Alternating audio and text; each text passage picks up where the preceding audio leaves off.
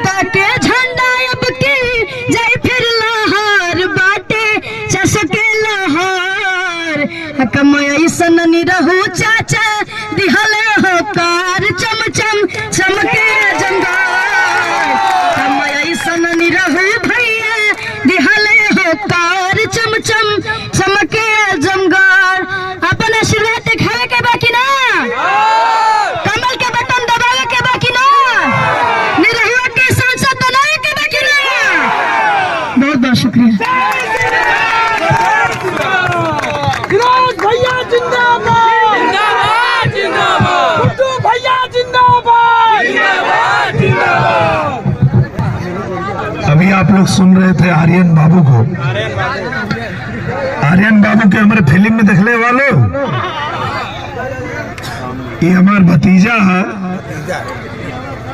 और